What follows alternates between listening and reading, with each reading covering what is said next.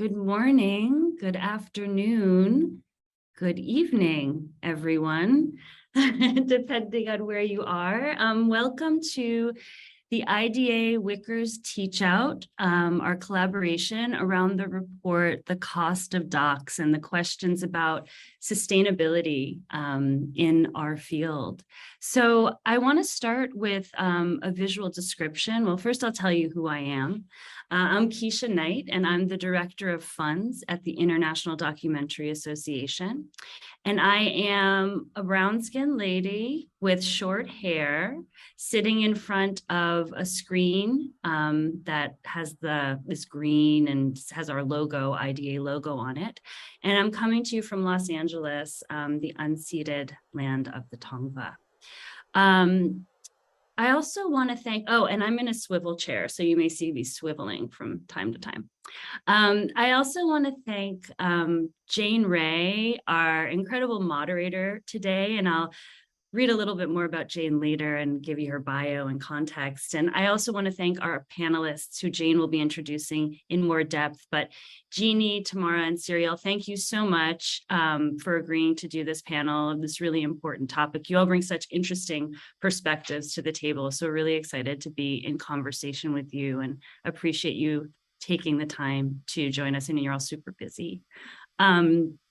In addition, I would like to thank Emily Copley, who's a producer at the Wickers and our co-conspirator. This would not have been possible without her incredible, rallying of all of us together and keeping us on track.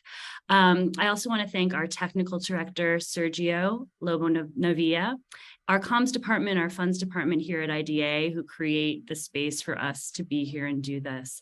And also Tina Dillon, who's our live cart captioner today, and our ASL interpreters, Hidra Hamid and Benny Barber.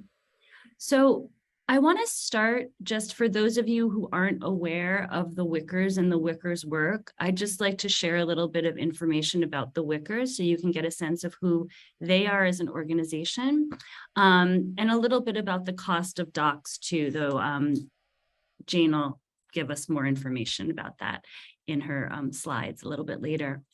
So the Wickers were established in 2015 to fund and recognize original and innovative documentary. So they seek to use the generous legacy of pioneering broadcaster Alan Wicker to support emerging film and audio documentary makers in the funding and production of director-led programs. The Wickers are comprised of 2 annual awards, the Film and TV Funding Award and the Radio and Audio Funding Award. They also run a bursary scheme in 4 regions of the world where funding for documentary is limited for socio-political or economic reasons. So this, Jane, Emily, and I all met at Sheffield back in June of this year and have been kind of conversing about these issues since then. And when I learned about their cost of docs survey, I was super excited to think about how we could collaborate on some kind of public program. And so here we are. And just a little bit about the cost of docs, and Jane will go into it slightly more in depth in a minute. But since 2016, the Wickers have been doing this cost of docs survey, really to analyze the pressure points of the field. It has been focusing a lot on the UK, since that's where the Wickers is based, but one of the hopefully outcomes of this panel will be to engage more of you in this survey as well. So the idea is to make sure that of the survey is to kind of understand the landscape, to make sure that this award of £100,000 is still the game-changing kind of amount that it needs to be. And I'm going to drop a link for you all into the chat. Hopefully this works. Let's see here. 1 minute to everyone. There you go. So you can have a look at the survey there, and we'll keep dropping that in the chat periodically. So Jane, I think it's time that I cede the floor to you, but let me let everybody who doesn't already know who you are, a little bit about you. So Jane Ray is our moderator today and also is the consultant artistic director for the Wickers. Jane is a multi-award winning documentary maker and executive producer in radio and television. Having spent 29 years at the BBC, Jane worked with Alan Wicker in the 1990s, and in 2015 got the call to help set up a new documentary foundation funded by his generous legacy. Jane wrote and directed Radio 4's archive program about Alan, Around the World in 80 Years, which was presented by Michael Palin, and has an executive producer credit for such Wicker-winning films as Hope Frozen and Hermit of Tregg. So without further ado, Jane, I will hand it over. Thank you, Keisha, for that wonderful introduction. I like the idea of describing. So what can I say? I'm a middle-aged white woman sitting in a quite dark room in London, where on my knee I have a festive hot water bottle, which I'm now showing, because it's really unseasonably cold. But I'm also wearing a rather loud and I think rather cool festive jumper with a sort of leopard skin print Christmas tree on the top and a star. So that is me. This is the Wickers Teach Out joint venture. I am just pausing in my speech there slightly because I'm going to do something technical, which is share my screen and bring up the cost of docs presentation. Now this is, don't get scared, this is a very brief presentation just to pull together. What I've done here is pull out a few slides which focus on the real nub of what we discovered in our latest cost of docs survey. And thanks to Keisha for putting the whole survey in the chat for those who want to go back and have an in-depth look. So this is a really, if you like, a skip through that focuses on funding and sustainability in independent documentary making. And it's absolutely brilliant that I've got a stellar panel of women who are signed up to be direct and forthright about their own lived experience of keeping themselves, body and soul together while they make their amazing award-winning documentaries. So let me bring in, first of all, a bit of context. Who responded to our survey? So you get an idea. If anything seems a bit skewed and a bit different from your own lived experience, it might be because we are drawing data from a group of people who had the good grace to fill in the survey. So half are from the UK, more or less, and we have had a lot of respondents from Eastern Asia, Africa, Latin America, Eastern Europe. We did have a smattering from the US, but not as many as we'd like. And it would be great. Keisha has done a really natty little, you can fill it in 1 minute type form, which I'm hoping should drop into the chat as well, because next year, if you are joining us today and think, do you know, I've got a story to tell. I really have got a story to tell. I want my voice heard. Sign up. We'll send you a link through. It's entirely anonymous unless you choose and want to self-identify. And you stand the chance of winning 2 free festival passes to Sheffield Documentary Festival 2023. So it would be lovely to hear from you. So a slightly more diverse group, I'm glad to say, than previous years, with a slightly higher representation from the Black, Asian and ethnic minority community, but otherwise pretty much white European. No, not white European, but a lot of white British representation there. I hate it that I can't say white European and talk about myself in Britain anymore, but that's a side issue. Increased diversity in terms of age as well. We have a move away from young adult to the other ends of the age spectrum, with greater representation of youth and maturity. So that's good. Skewed female, 1% identifying as gender variant. All of them, all our respondents actively involved in documentary, 83% working on a documentary currently, primarily as directors or producers or director producers. And a third have more than 5 years documentary experience. So although it's because of who knows us and who knows Sheffield Documentary Festival, who we work with in getting the survey out, we do have some very experienced people in the mix too, as we do in this room.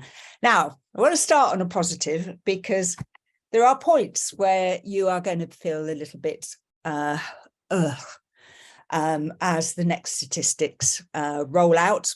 But here, this is where we get everyone to pinpoint in 7 words or less why they still do the thing they do. And I think the answers are delightful, and they tend to group around curiosity and passion for self-expression and desire for truth and understanding and a wish to make a difference. So we get, oh yeah, and here's a clue. Nobody says they're doing it to get rich. So we got, oh, hello, to share. Oh, yes. Storytelling can move hearts, if not mountains. Finding a voice to explore human reality is an amazing way to learn about the world. Yep. Stories that ignite and inspire exploration. Yep. All these things. And then we end with the greatest job of all. So for all the difficulties that you might be going through in financing your documentary feature film, most of the people who respond aren't planning to get out of documentary anytime soon, because there is a perception that it is an honor and a privilege, but it is hard. So that's why we do it. How are we doing it? How are we finding who pays, who's going to pay for this? So yeah, I just need to just change my, oh no, I can't do that. Oh yeah.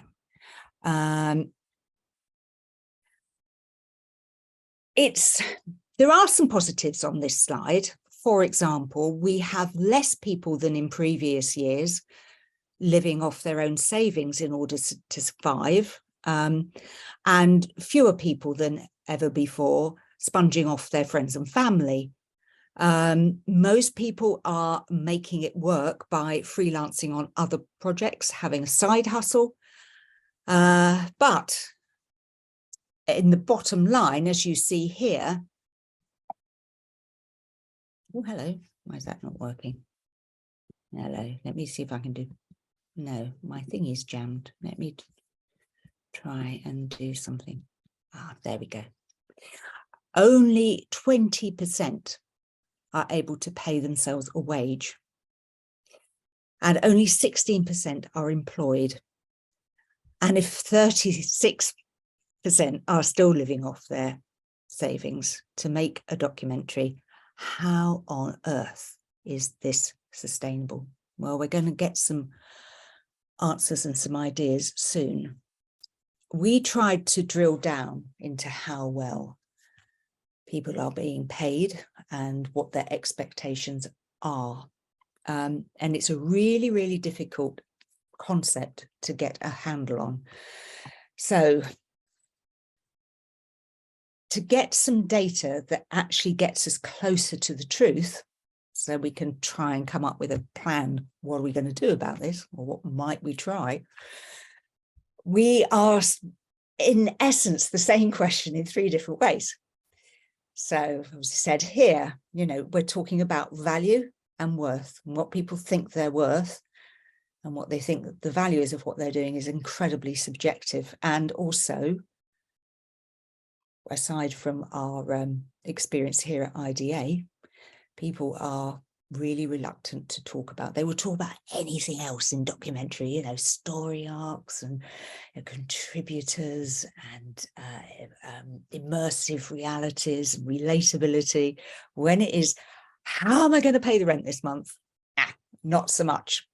So we set about trying to get the data by asking in 3 ways. And the first one was, never mind how long you take to do your documentary, whether it's 6 days or 6 months or 6 years or 16 years, work out a daily rate for yourself and then add up all those daily rates and tell us how much you would be owed if you paid yourself or able to pay the daily rate for your work, for your hire, if you like.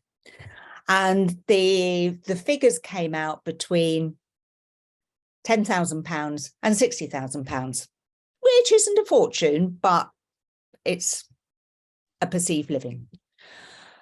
Tell us of that figure what you actually got. And there it's a bit more stark that only a third got what they felt they needed or should have got if they were paid a proper wage. Convert that to a straight yes or no. Do you perceive that you've been adequately remunerated for the work you have done? Less than a fifth could say yes to that. So you might say, okay, the cost of making documentary is cheaper anyway these days. We all know that you can make a really good award-winning documentary on a smartphone. So it doesn't matter that there isn't so much money around because we can still deliver. But that's not the truth that we found out. Looking across the board, the cost of documentary making is still rising. And this was one of the reasons we were able to convince our own trustees to raise our top funding award from £80,000 to £100,000, about $120,000, to reflect this reality. If you look at this graph, there's just two things I want to draw your attention to. International travel looks very low, looks like it's cheaper this year, but this was lockdown year. So what people are telling us here, they spent less on travel. Travel would have been more expensive if they'd been able to travel, and that's the general trajectory. The other one, bangs up in the middle of this graph, is editor hire. Now, this is, I think, a real good news, bad news story. The good news is that there is a real return and a value in high-end craft editing. And most first-time documentary makers I speak to say, we must have a really good editor to give us the polish. We want to hire a studio, those costs are going up, hire the best of the best to enable our documentary to sing, to get a distribution deal, to get an audience. The flip side of that is that they're also telling us, because we have all sorts of other questions in the survey, that broadcasters are demanding more for, without putting the extra input into the funds, they're expecting more from it. So they're expecting 4K, they're expecting amazing surround sound, you know, specially commissioned composition and so on. So it's a bittersweet statistic, that one. And there you go. There's the answer. No. So who are we reaching out to fund the gap? Well, 33% are still reaching out to a broadcaster. And I have to, you know, you won't have to have finished elementary school maths to know that this adds up to more than 100%, because we were getting people to tick all the boxes that apply. And if you know some more boxes that we should ask people about, I would be really, really interested to know for the next survey. If you've got NOAA funding weigh-ins that we should be asking our respondents about, it would be really good to have that information. Please, let us know, drop us a note into the chat or whatever. But it does tell us that when I first started out, and I had a job with the BBC and I was paid a salary to make documentary, those days are gone. Broadcasters just amount for less than a third of the overall cost. Sundance is way up there.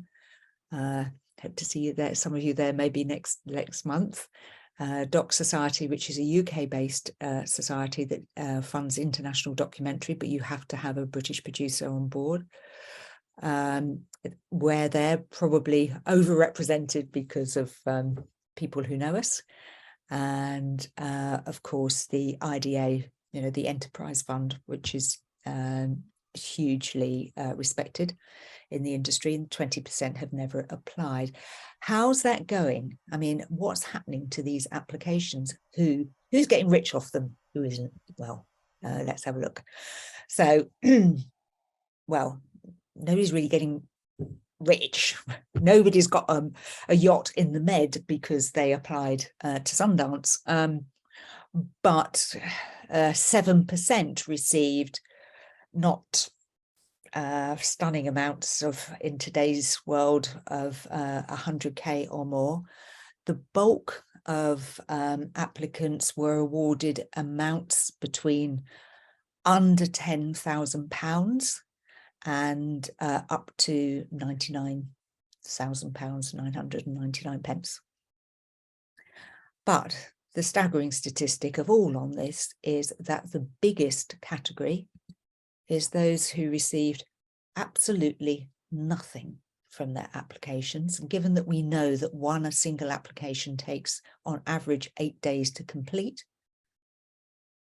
this is kind of heartbreaking in some ways. And it's a figure that's rising. So there is a gap.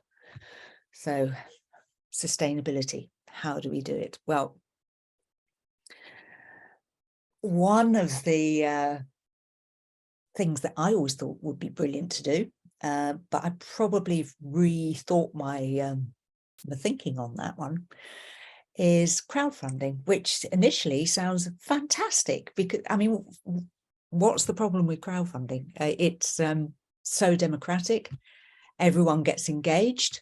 Everyone chips into the making of a film. The film belongs to all the people who chipped in. It's still got, the editorial mark signature of the director. And yet it was never high, but it's falling out of favor. Now, I thought, and I remember seeing a headline in a British national newspaper. I can find it here. Let me find it, because I like this one.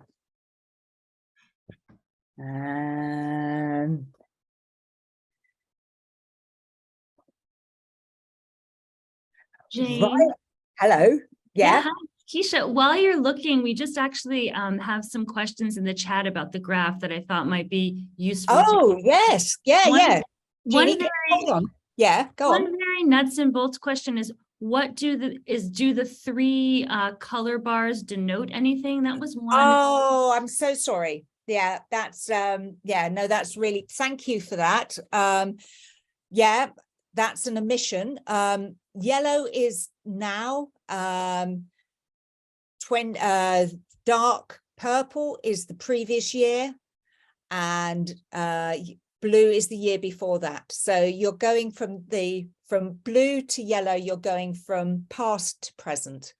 So if you look through, and where there's also a grey, it means that those were questions. Each year we're asking more questions as more issues come up. So where you see a grey, you know that that's from, back when we started in sort of around 2016, 17. So. And one other question before we move on to crowdfunding and also to Jeannie is, with the 10K pound number in the salary, is that monthly, daily, yearly? It was just a question about what kind of the cadence of that was. So that relates to when people, so this one, how well is that working for the 10K? That is the amount when people self-analyzed how much they would get if they joined up their daily rate and calculated that against how many days their documentary had taken, how many full days they were working on it. That is the amount that they think they would have been owed if they'd been paid a fair wage for that work. Does that make sense? Great. Thank you, Jane. Sorry to interrupt. Just wanted to grab those before we. No, I'm really glad you did before we moved off the slideshow. So Sorry about that. We like to be minimalist in our look. We were trying to echo a kind of IDA color scheme here. So, but we failed to give some really important information. So I'm going to stop sharing so that I can bring in Jeannie, because I have found the quote. This is a headline in The Guardian: Vinyl Countdown, how crowdfunding helped tell the story of the last record shop in Teesdale, which is a town northeast of England. And that brings me to Jeannie Findlay, who has is on her 10th feature documentary right now. And you are often quoted as the queen of making crowdfunding work. So tell me how it really was for you, Jeannie, and welcome. Thank you, Jane. I should probably describe myself for access. My name's Jeannie Finlay. I'm a middle-aged lady with big ginger hair, and I am sitting in front of a recording studio desk because I'm mixing my 9th feature at the moment. And I thought that this looked worthy of a big music doc. I'm not making a music doc, but people always do those cheesy interviews in front of a mixing desk, and it's an unusual thing.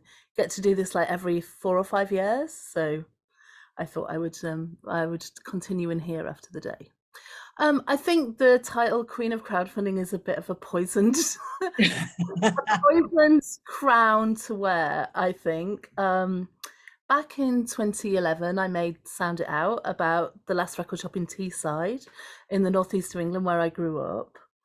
And it was a film that I started to pitch. I pitched it to the BBC and was told, yeah, I mean, this is fine, but it's too small and too boring and no one will watch this film. And at that time, it was my 3rd feature.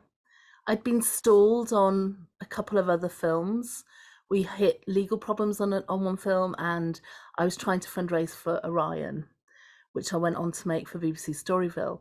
You want to just tell us what Orion's about, just very quickly, because it's just Orion, the Man Who Would Be King, is a stranger than fiction Nashville fable.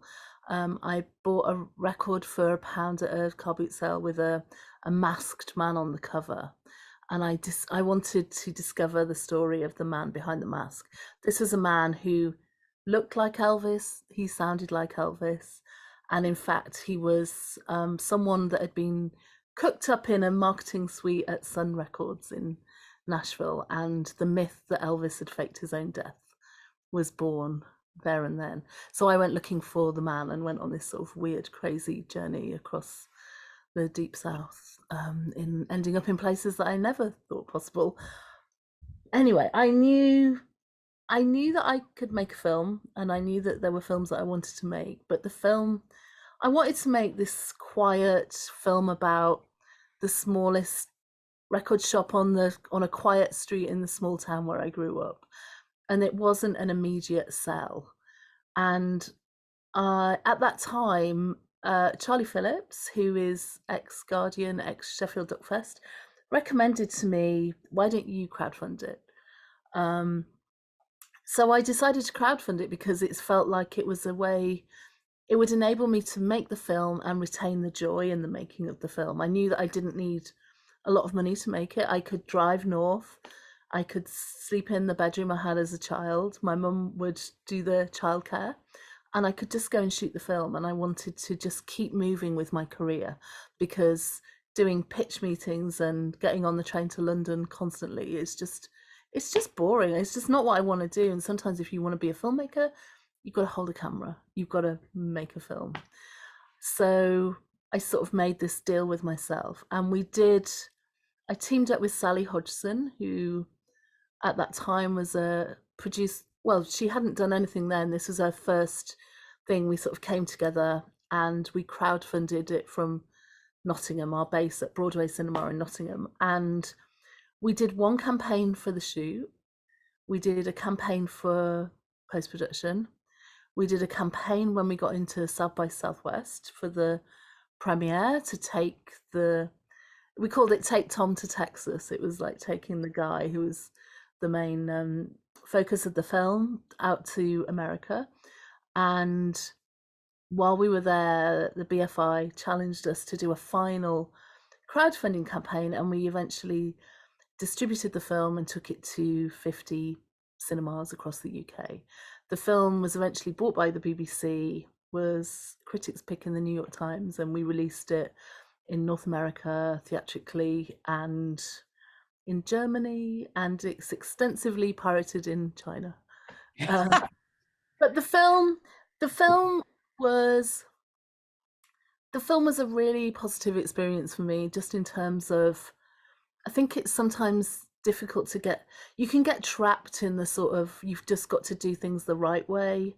You know, you have to, you know, make the right partnerships and go for the right funding. And that's really hard to do when you're. How would you define the right funding? I mean, where do you get this Oh, I image? don't know. I mean, like, funding. How am I going to get this money? I don't know. You're no one from nowhere. You know, I'd made 2 films that had both been.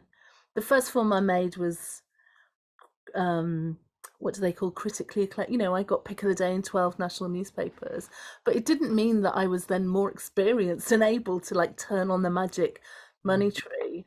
I made a feature for IFC in the States, but even after making 2 viable films, it wasn't easy to get something funded. And what this experience did was really sort of, it pushed me along, because Sound It Out was it allowed me to make a film on my own terms. I set up my own production company. I cut my cloth. I worked with brilliant people. And we made a film that was full of joy. And initially we were going to just sell it in the shop, and it ended up having this big international life. Oh, someone's asked, the film's called Sound It Out. And then, you know, and we made a website and we sold the film on DVD. Dogwolf released one of the DVDs, and then we released a 7.7-inch gatefold vinyl. And you can get it. It's available. You can download it through your website, can't you? Yes. For a very, very modest fee. If you go to gmail.com, you can watch all of my films. But so we did this crowdfunding. What I would say is crowdfunding is not a magic bullet. The crowdfunding worked on this modest project, which we knew needed a small budget to wash its face to get the production done. It took a lot of people sort of taking reduced fees and really buying into the project. And then eventually everyone got paid. But it is not a replacement for proper investment in a film from broadcasters. From, you know, we shot it on HD. I shot it. I had like, my husband came and did some camera work. You know, the film I've just made, my 9th film, was shot in 2 different countries. I had an editor. I've got a sound mixer. I've got a score. You know, there's picture grade. There's an 8-month edit. And also, the thing that I guess the challenge of crowdfunding is that it's very hard to raise a big amount of money. It's an enormous amount of work. Now, before I was a filmmaker, I was an artist, and my side hustle was doing design and branding. And so when it came to releasing Sound It Out as a 7.7-inch gatefold DVD, I knew how to set the document up for the printers. I knew how to work with a designer. So I could manage that, and I treated it like an artwork. I brought the experience that I had as a professional artist. Interesting. You know, and I was working with Sally Hodgson, who is a very experienced marketer. She'd been working for EM Media. And so we put these things into place. But it's an enormous amount of work, because you've got to provide a perk, and then the tiny sliver of additional money is the thing that you then need to make your film from.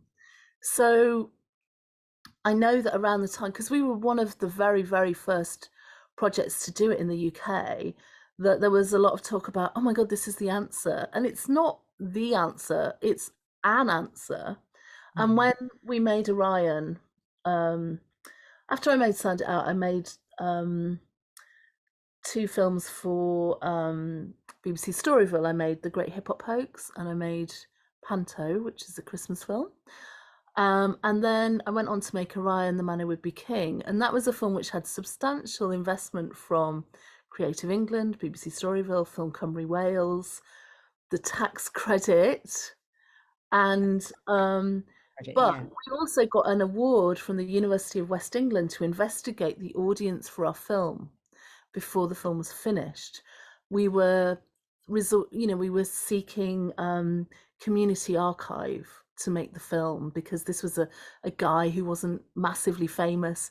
So I was having to reach out to the granddaughters of fans from back in the day to go into their loft, to scan in archive, to send to us. So we did an audience outreach project while we're making the film. And to prove that we had an audience, we did a crowdfunding campaign, a small crowdfunding campaign for $25,000. And we noticed that from 2010, where people were just buying into the idea of, oh, here's this new idea.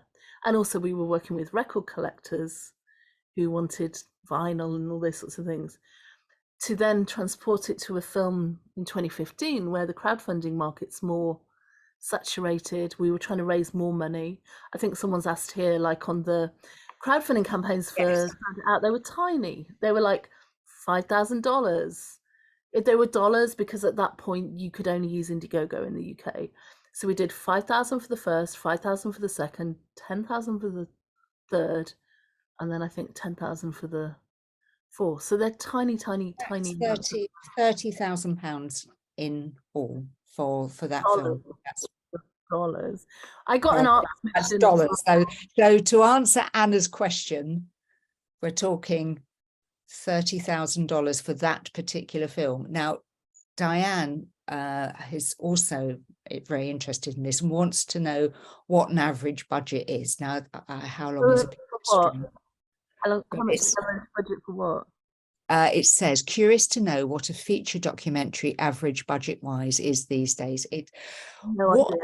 would No you, idea. I know how much my films cost. well, I could think, you say, Well, what? like Found It Out was tiny. The film I Yeah. made embedded on the set of Game of Thrones was over £1 million.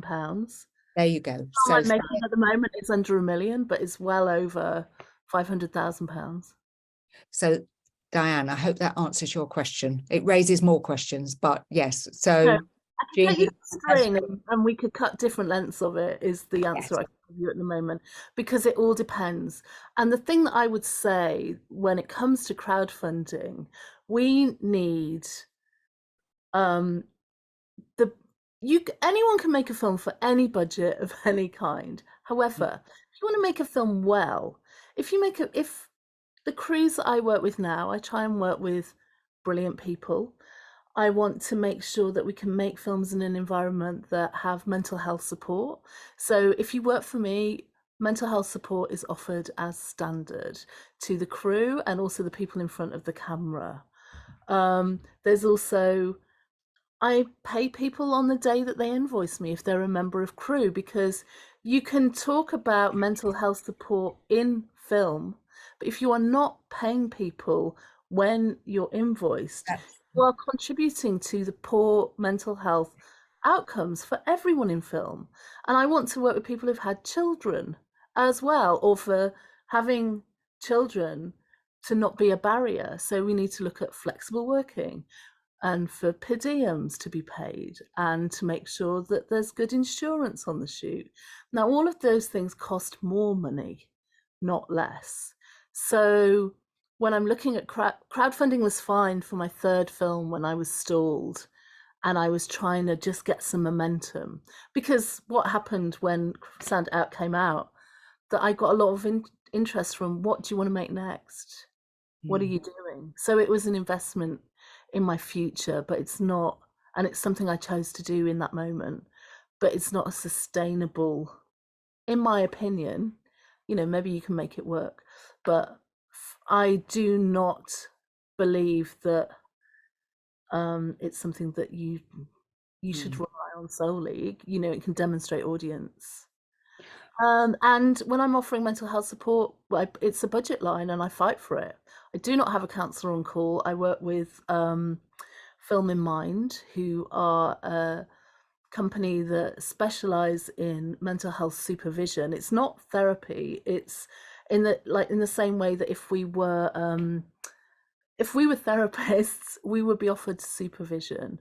And often when you're making documentaries, you're with people and they're vulnerable, and you're also exposing yourself. And in the past, I think that the attitude has just been tough, suck it up, tough it out.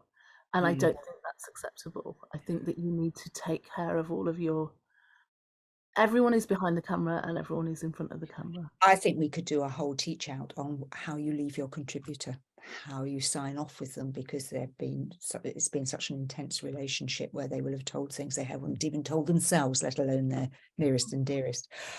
Thank you, Jeannie. That's incredibly helpful. I would like to bring in Cyrielle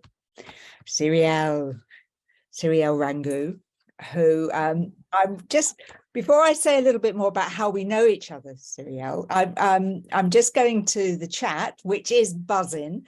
Diane says, thank you very much to Emily for the statistics on how much documentaries cost, and also to Jeannie for being so upfront about her own costs.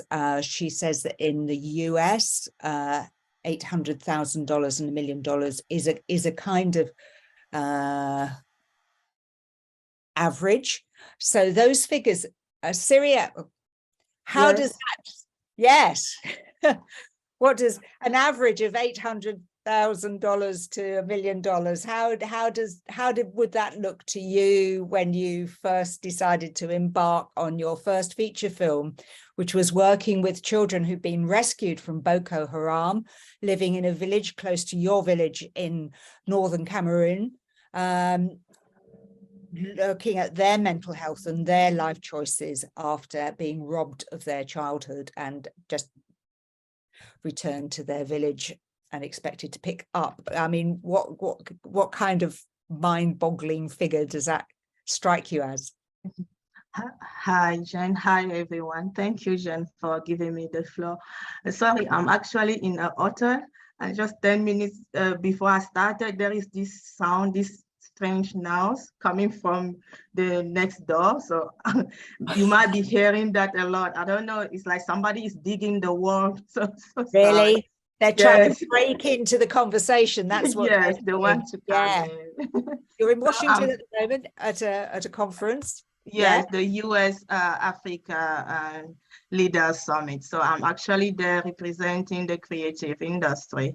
And when I was working on my first feature length, in the beginning, it was just the passion to tell that story, the story from children's perspective, children with whom I found a connection because I grew up in the similar space.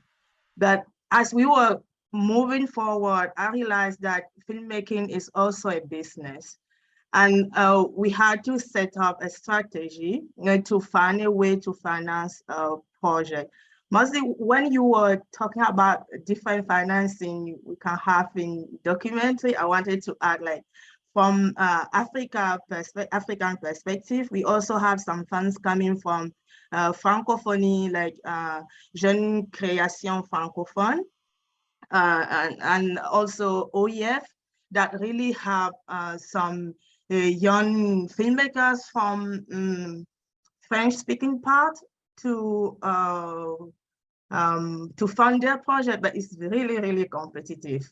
And as I was moving in the research of production and international co-productions, I found a French co-producer in a pitching market at Saint Louis, Senegal, and it was in 2018.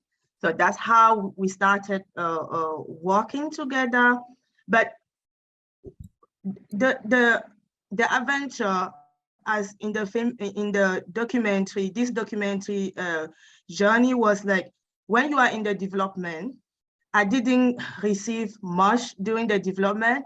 I just had to count on my saving and also some development funds I could have, like Bourse d'écriture, SCAM, is a fund from young writers in French, in France. And after that, when we started the production phase is when I got a contract.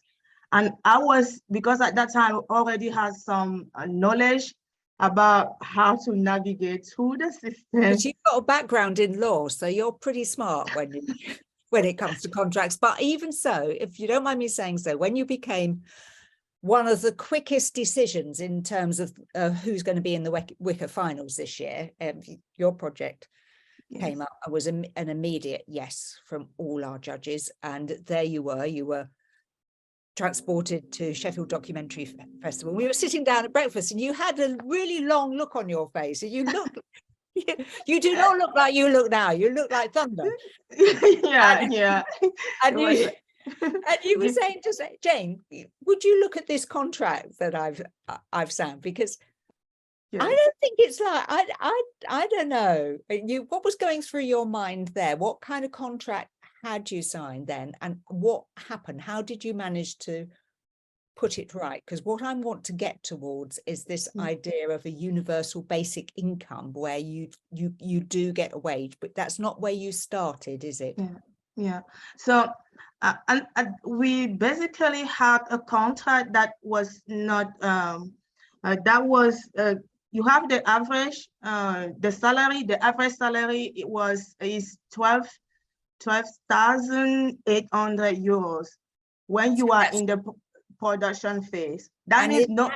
Yes. Yeah. Sorry to interrupt, but is that an annual salary, or is that a price for doing the whole job for if it takes 5, 10, 15 years? Exactly. That's the thing. It's like no matter how long you are going to take to make that film, that's the salary you will have for the production and the post-production. So that's the average salary you can have as a director when you have a French producer, and I mean a French co-production or French production. So that's the average. So it might take 6 months, but we are in documentary. We never take 6 months to make a film.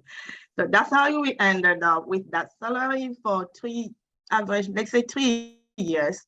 And when I was in Sheffield for the Wickers, I was having like this concern because I started asking a lot of questions, and I wasn't satisfied with this contract that was bounding me for indefinite time with this little amount. Fixed amount at the end of it. Yes. Yeah.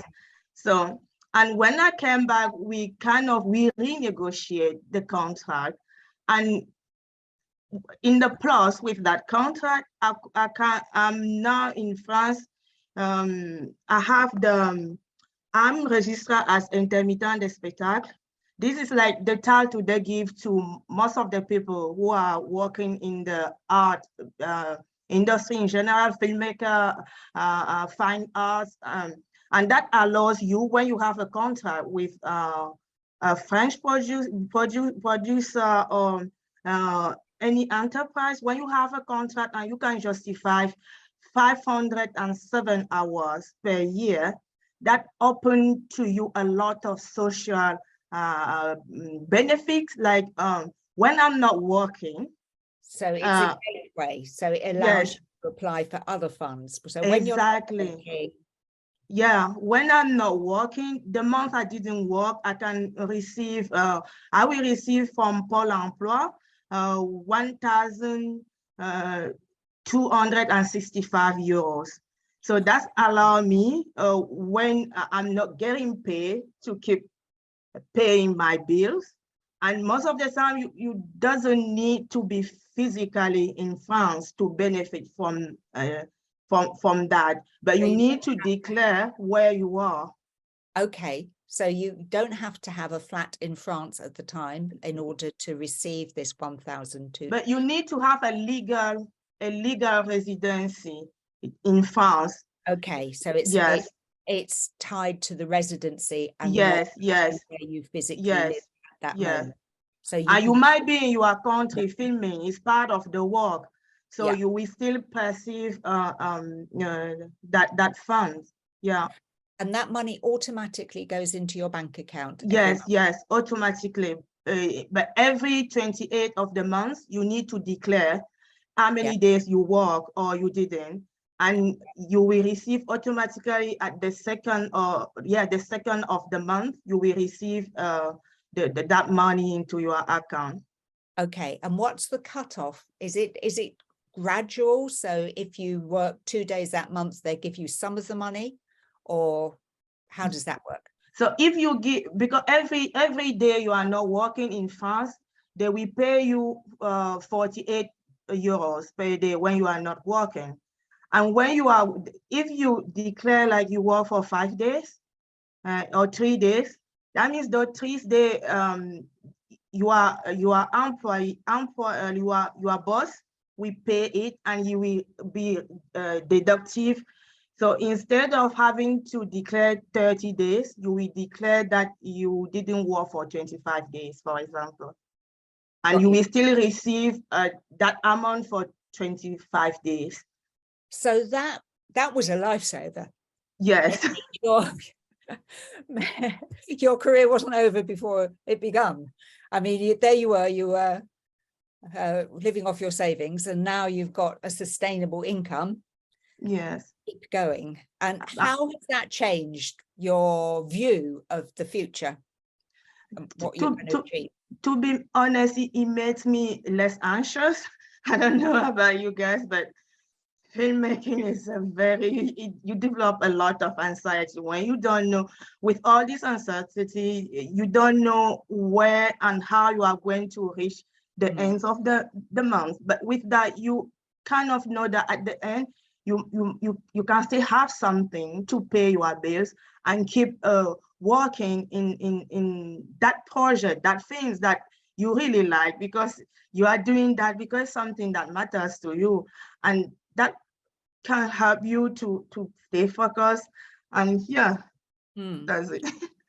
I don't think this system happens in many places elsewhere. I could be wrong. And in fact, this might be a good point to bring in Tamara DeWitt, who is a hugely experienced producer. And Tamara first came into my life with a film called Made in Ethiopia, which was a pair of talented first-time filmmakers, one from the UK, one from China, who had a story based in Ethiopia about a Chinese factory coming. And it was when the kind of, that kind of takeoff moment was absolutely when Tamara came on board as a co-producer.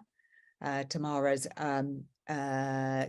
Canadian Ethiopian who has enormous amounts of experience in both those countries of how things work. So Tamara, can over to you. What's your impression hearing this and hearing about a universal basic income that saved Cyriel's project and enabled her to pay her bills, and what does that tell you about funding? Thank you, Jane. Maybe I should also do the description as well. I'm a Black woman in my mid-40s, wearing a black shirt. I have short black curly hair and glasses, and there's a wall of photos behind me and a velvet green curtain. Well, I have so many things to say, so I don't know, Jane, how you want to direct me or what you want me to talk about. You go for it, girl. I think, because I'm a producer, but I also work on the policy side. I work in Canada for the last 2 years for our major national fund for the screen sector, doing a lot of work on policy and strategy about how to stabilize and grow the industry and make the industry more inclusive. And I think, in listening to this conversation and thinking about how much are we getting paid, how much are we not getting paid, how much are we not paying ourselves, can we access a universal basic income as artists and creators? In some countries, I know, in Canada last spring, our Minister of Heritage had a conference to talk to the arts industry, and that was one of the big questions people were asking and pushing for. And I think that's been a point of conversation for a long time. I don't know that anything will ever happen around that. I know that one of the projects I'm preparing to start directing next year is set up as a union project here in Canada. So that means as a director and writer, I get those union rates. But when I'm really like looking at those now with the person doing my business affairs and looking at how long it's going to take to do this project as a full-time piece of work, that's not enough money for me to live off for the next 2 or 3 years. So, you know, I'm going to have to go back and negotiate with the partners, but I need to overpay myself, because for me to do this project well, this has to be the only thing I'm doing for a long period of time. And at this rate, I'm going to have to be doing 2 or 3 other things, even though this is what the union has said a director should get paid for a feature doc. I think that, you know, we have to apply logic and flexibility to these things. I think, you know, also as funders, I'm concerned about inflation. I think inflation in Canada right now is around 7%.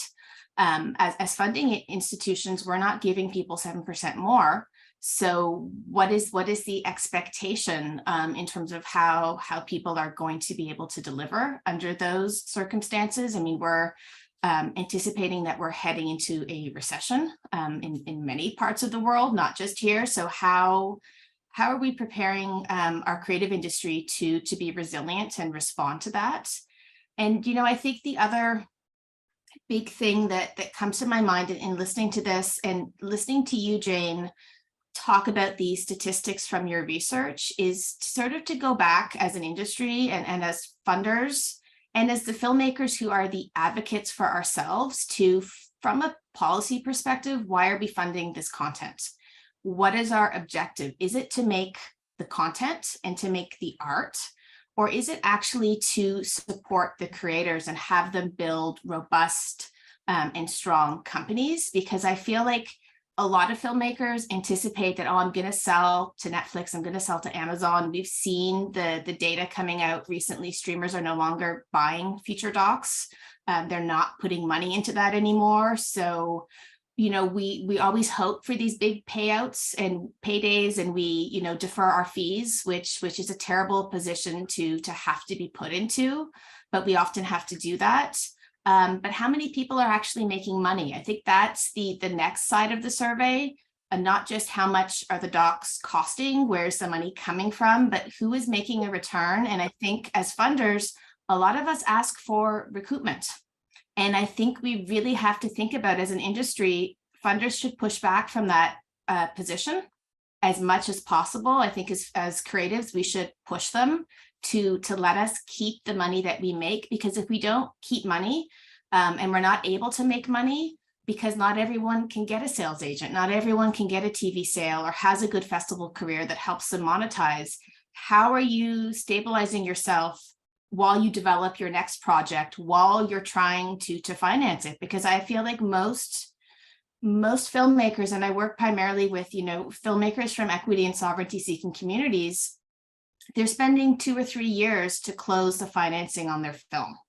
So how are you keeping yourself afloat through all of that time? I think, Jane, you said it takes people 8 days to write one funding application. That is a lot of work. And if we're going to continue as an industry to give people on films that are maybe $300,000 to $1 million, only 10K here and 20K there and 5K there, what are we saying about what the output is we want to have? Because if we want films to be completed, we have to put more money behind that. And that may mean that we fund less films, but we get things finished. So that's a lot of things. But those are yes, there's so much there to unpack. No, I think you summarized it really well. And you've obviously read the mind of Jill Jones, who is really interested in this profit end. Does anybody ever make any money at the end? I'm going to ask you, obviously, Cyrielle, you're not there yet, but you know, you could just look at your crystal ball, and then it would be quite fun if you just pulled a figure out of the air. So this is how much profit I'm going to make from this at the end, and then we're put that in a little bit of paper, seal it down in the earth, and then open it up when you're your project has been on the distribution list for a year or so. But anyway, going back to Jill, she asks, is there anything in the report about how much filmmakers are making on the back end of their feature films in royalties? Is this common? Now, you have also read the minds of Emily and myself, because we did notice this year that there is a very welcome upsurge in the number of films getting to premieres and to festivals, counteracting what Tamara was saying about the big streamers, the Netflixes, not investing so much. We are getting more audiences through the theatre now, but, and it's a big but, that is not translating by any means to getting a distribution deal. And so many people were saying, yes, I got a premiere at Sundance and I was so excited. I thought, I've made it. And then nothing else. It was back to square one. So Tamara, are you prepared to say what's the most you've ever made in profit from a film that you've been co-producing? I mean, I think, you know, a good example of this is the last film that I directed, which I was initially the producer, but in order to finance the film in Canada, no one was prepared to give money to me as a Black woman to produce a feature doc. So I had to work with another company, which is another story. That film, we have a statistic in Canada that for Black filmmakers, it takes us 10 years to finance, make, and release a film. Yeah. So this film did take 10 years. It only got made because I gave up most of the rights, and I'm a associate producer or something on the film that I basically did totally produce. But, you know, this is why I talk about recoupment, because that film did a lot of broadcast sales. I have not made any money off of it. My only money, and always my anticipation in going into a project, is I have to pay myself out of the budget. Whether I'm directing or producing, if I make money on the other end, that's a bonus, but I don't want to be anticipating that that will happen. So because of that film, Finding Sally, you know, there's so many people who are eating out of the recoupment, including the funders before me, that I don't know when or anticipate that I will ever see any monetization coming back from that to me. I think, you know, this is why it's, I think, incredibly important to really capacitate producers from our communities, producers who we want to work with, or if we're the directors and we want to also produce, to really have a serious conversation with yourself about what that means and how much time you're going to invest in doing that, and to make sure that you're fighting to keep your producer fee, you're fighting to keep your corporate overhead, so that you're hopefully, and if you're in, you know, some of the countries where there's tax credits and tax rebates, hopefully you're able to keep some of that, although we increasingly have to put that into the financing. Can I just ask you, what was going through your mind at the point where you signed to say that you were handing over your rights for this film in order to get it completed? I knew it wasn't going to be made. Right. Like, it was either like this is the pathway that the film can be made, or I will continue to try to make the film on my own, and I don't think it would ever have been made. Right. And this film, I'm sure it's a critically acclaimed film that I would have assumed by looking at it has done very nicely for you. Which film is this? This is Finding Sally. So I mean, Finding Sally went on in Canada to be nominated for a lot of awards. It sold all over the world. I've been over 100 festivals. But I mean, I think this is also, you know, as creatives, we have to think about, like, what is our definition of success? And what is the success that you want and expect out of the project? And for me, with that, I realized I need this to be done. I need this to be shown to Ethiopians and available to Ethiopians. So it wasn't about making money. I mean, I worked other full-time jobs for the 10 years that I made that film. I think I was paid, I think maybe around like 30,000 or 25,000 Canadian. As the director, as the writer. I wasn't paid as the producer. And that was a film that, you know, this was 10 years of work. And if I think I filled out the cost of docs survey, and I think that it was, if I equated how many years of work full time over that 10 years, it's probably 3 or 4. Right. Right. Thank you for that. It's a real poignant moment for me that Finding Sally is the film that you're talking about there. Jeannie, I'm going to ask you the same question. What's the most profit you've ever made from any of your Oh, Jane, that's so funny. Profit. I know it feels odd, these words coming out of my lips, but yes, but I'm asking it anyway.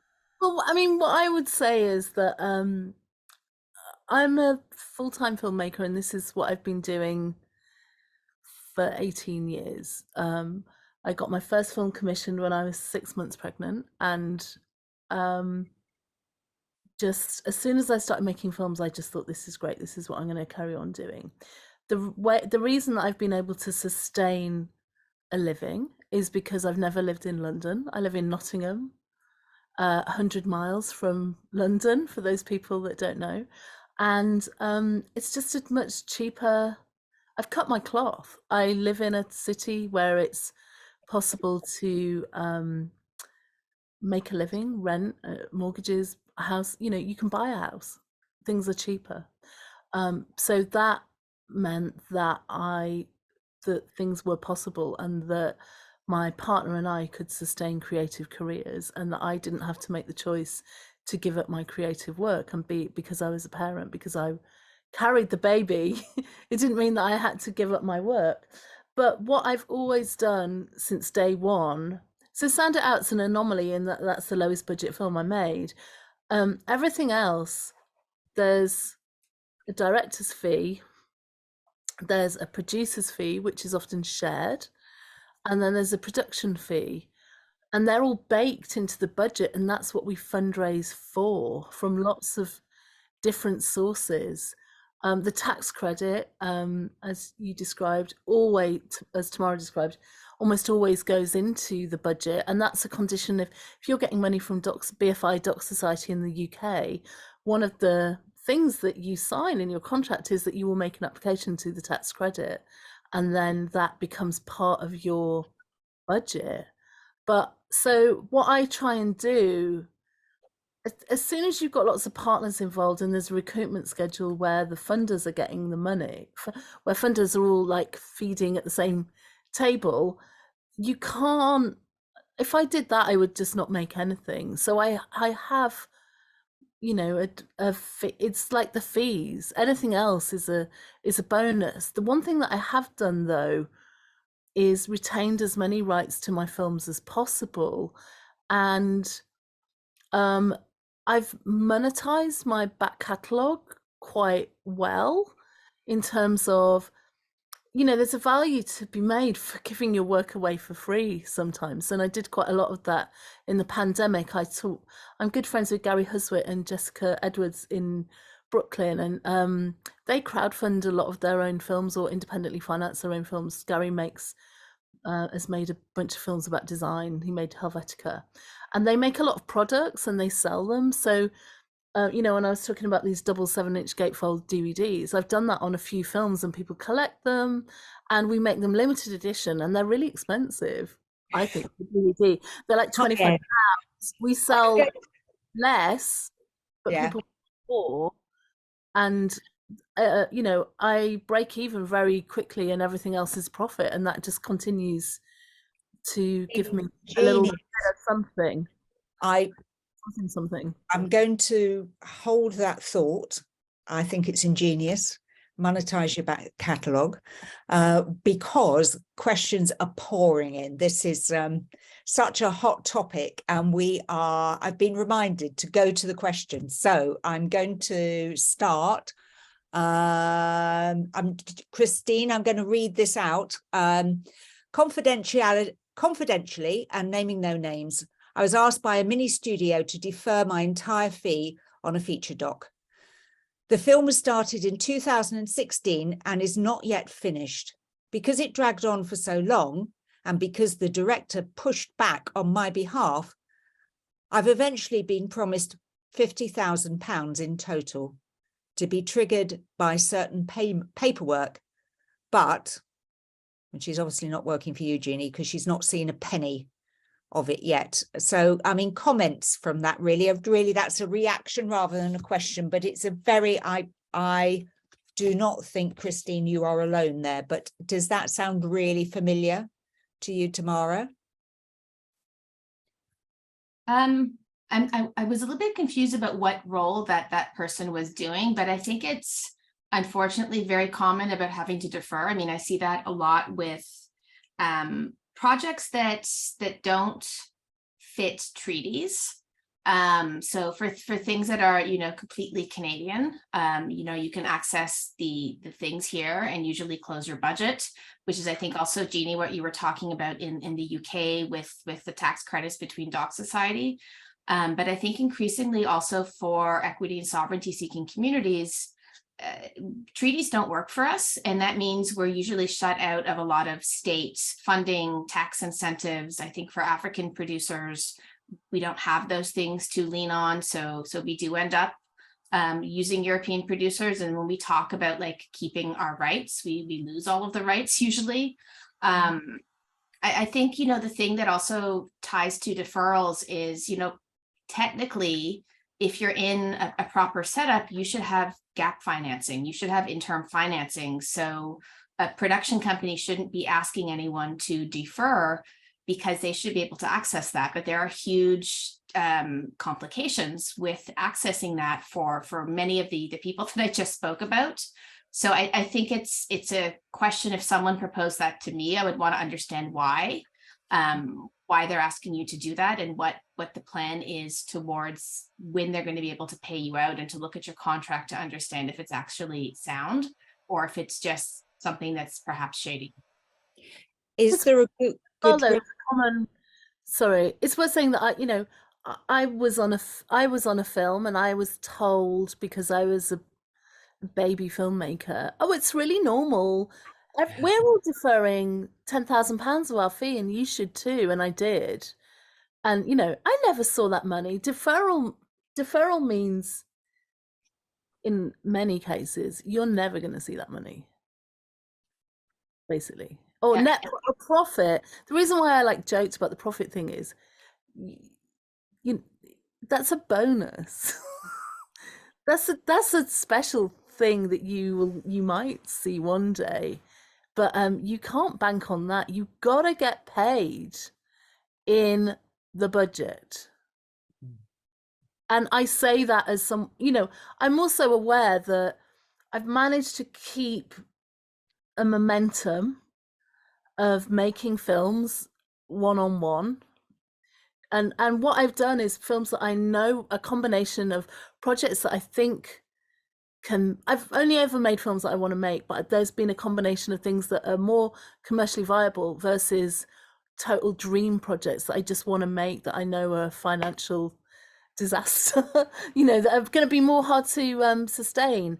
And I'm always making more than one film at the same time, because you can't, and that's the thing that's really tough with sustainability.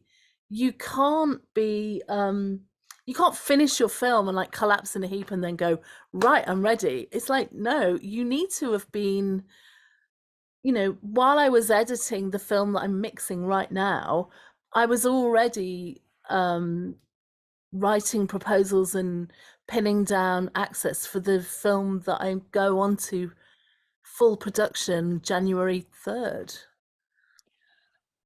Thank you. That is a really helpful model. I've got two questions. I think I've got time. I'm going to defer to Keisha because there are so many questions coming through in the webinar chat. So I'm just pulling out a couple that we'll go through. We'll move through these briefly. If you've got nothing to say, just say pass, and we'll see if we can get answers for people. The one is picking up on Tamara's comment about the big streamers are no longer putting big money into feature-length documentary. Curious to know what that's based on. Have you got any first-hand experience backing that, Tamara? Yeah, I wrote an answer in the chat. I mean, I think I saw this in like IndieWire or the Hollywood Reporter. I mean, there's been a lot of articles about this and, the layoffs and the less spending. So I would just say Google and you'll find more information. Thank you. And the other one? I was going to jump in there too tomorrow. Yeah, also my experience in speaking with streamers as well is that they're either generally coming in early in development or not at all for finished films anymore. Exactly. Oh, so it's their way or no way, basically. It's got to be I don't know, Netflixified from the start, maybe. Okay. And we've had a question about agents.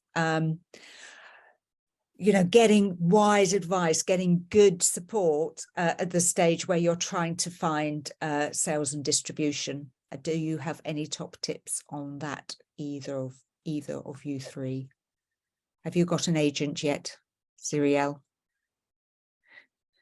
I'm still in discussion with 2 agents, but for now I'm kind of like I'm taking my time, because most of the time I have friends who had quite mixed feeling with those experience, where they will take your project and they might not always help you distribute it accordingly or reach the audience, your target audience. So it's something I'm really I'm taking my time for that. So let's say from next week I have a very great news.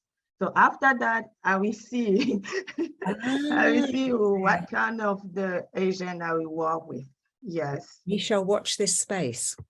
Yeah, I can share for now, but you will see, you will hear about it soon enough. Could I ask a follow-up to Cyrielle on that? Cyrielle, do you think there's less pressure to get agents or kind of do this type of navigation of the industry because you have the income through the universal basic income through the government, or do you still feel a lot of pressure in that regard? I'm just wondering how much, in the US right now, there's this idea that getting that kind of, basic income coming through will just it really helps so much to kind of ease that pressure. And I'm wondering what the reality of it is for you. For me, to be honest, it's like what Jenny was saying. This film, I hope, can help me start the next one with a good settle. So what I can say is that I really need Asian, because that help to prepare the wide distribution and also prepare your next project. I already have 2 next projects I'm working on, and I'm hoping that like working with Asian can help this one I'm finishing to have a large recognition, so that I can prepare my next project. So if I have to recommend, I will say, no matter how comfortable you feel you are, always think about strategy, what comes next when you are working on a project. And in this stage, Asians still help a lot. Yes. Thank you. We also have 2 more questions, or 3 in the chat. Jane, I'll leave that to you in the Q&A. Oh, right. Okay. I'll build my salary. Okay. Just point, is it Louise Rosen? I'm not seeing the questions. So in the questions in the Q&A, I'll just pick a few out here. Maybe they're yeah, I think that as it's moving so fast, I've only got a little window on them. We've got about 10 more minutes. So so from Hedda, this one's for Jeannie. Jeannie, when you make your budgets and you budget for a number of days work for a director, producer, editor, how do you assess how many days you're going to need? So some budgeting advice, perhaps. Director, I get a fixed fee. Producer is quite often, we start with 10% of the budget and then haggle, depending on whether that's going to work. And an editor I would pay weekly, and then it comes to contract, so it would be a weekly fee plus this accommodation, because I don't live in London. I like to make films for the world from the region, so I like people to come to me, to Nottingham, and step out of London. So generally the editors I work with stay in Nottingham, so we get them a flat, and then there's expenses and train, so that's all itemized out. And I think that there's something quite good that focuses the mind that you're paying an editor by the week. And it used to be the edits weren't very long, and as I've got older, made more complex films, I now always budget at least 6 months for an edit, and often longer. If I can, I always have, you always want more time, so I'll always have a bit of extra in my back pocket for a longer edit, because you're not going to like turn it down if you can. So But that yeah, background is an advert for your super duper edit suite up in Nottingham, isn't it? You're just luring me. Oh yeah, well I have to say, this is Air Studios in London, where we're doing the sound mix. This is the studio, this is part of the studio that George Martin set up after he left the Beatles. It's pretty cool here. So we've been doing sound all week. But yeah, I guess all of these, I think the background to all of our discussion today is there's a lot of talk about making a more sustainable and ethical industry, and all of those things cost money. You know, if you want extra time to make sure, you know, I want to work with the best people who are working, and I want people to be able to access mentoring as well. And I want to work with women in, you know, the composers on my last 3 films have been women, because only 4% of composers are women. So you need to make sure that you want everyone dancing at your party, because you've got to invite them. So I make sure I go out and I invite female composers to talk to them, as well as editors, as well as sound mixers, as well as studio engineers and color graders, and all of those things take consideration and cash on the table. So I fight very hard for the bottom line, but I definitely know it's made all my budgets more money. But I think it's worth it, because I don't want an experience. Making the films, if you're doing it right, is hard. You know, it's hard work. It's hard work on our brains, on our hearts, and the stories we're telling, we're compelled to make them. And so it shouldn't be hard on our wallets and our family life as well. And so everyone needs, cash is great. You know, everyone needs some cash.